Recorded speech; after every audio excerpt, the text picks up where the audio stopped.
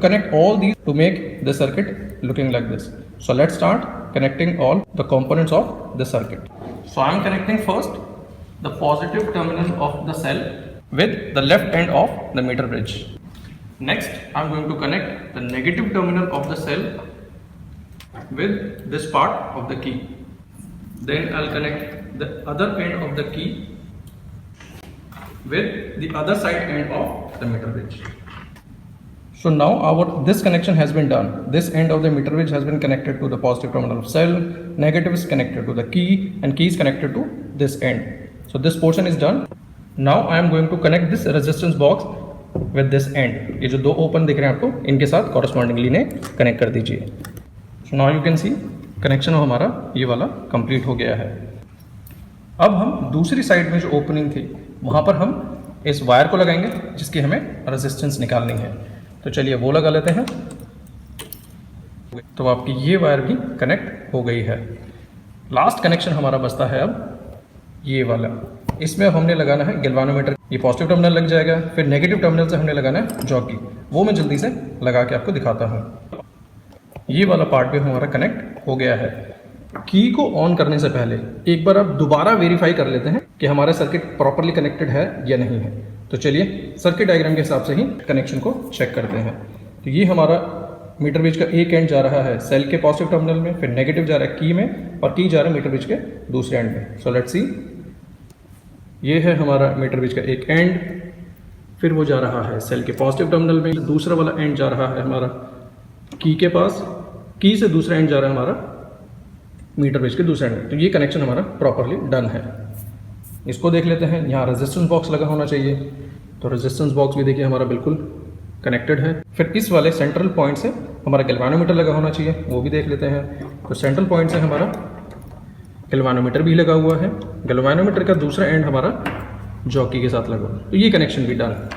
And last part ये हमने resistance wire यहाँ पे लगा दी है जिसकी हमने रेजिस्टेंस निकालनी है. तो सर्किट इज प्रॉपरली कनेक्टेड.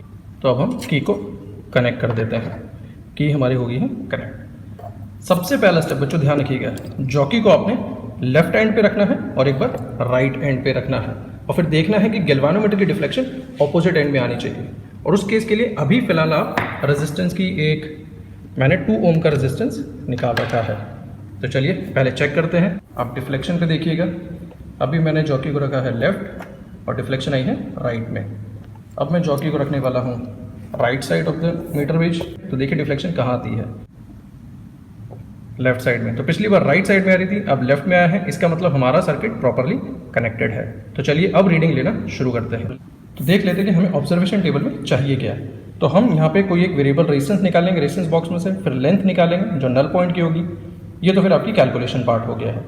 ध्यान रखिएगा बच्चों कि आपका जो नल पॉइंट आएगा उसकी लेंथ 40 से 60 सेंटीमीटर के बीच में ही लाई करनी चाहिए. इस चीज़ का ध्यान रखिएगा, जो कि आपको थ्योरी क्लास में भी समझाया गया होगा. तो अभी मैं 1 ओम का रेजिस्टेंस निकाल लेता हूँ.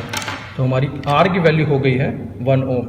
ये भी देख लीजिएगा कि आपके जो सारे नॉब हैं वो प्रॉपरली कनेक्टेड है, कोई भी लूज कनेक्शन नहीं होना चाहिए. चलिए तो अब नल पॉइंट ढूंढते हैं.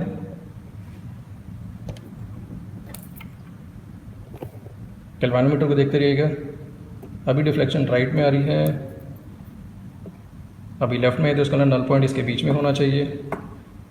इसको ड्रैग नहीं करना है, ऐसे उठा के जेंटली प्लेस करना है अपनी वायर के ऊपर.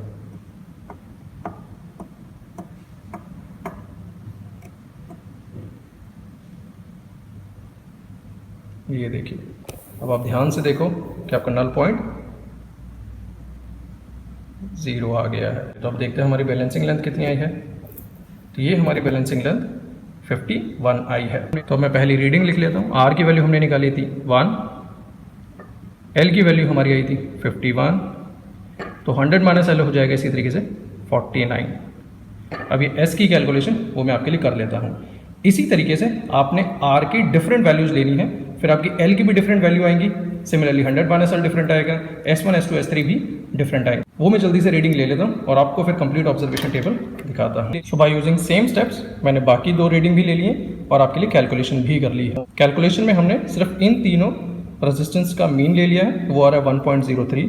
अप्रॉक्सीमेटली हमने उसे मान लिया 1 ohm. So the result of our experiment is that the resistance of this given wire is 1 ohm.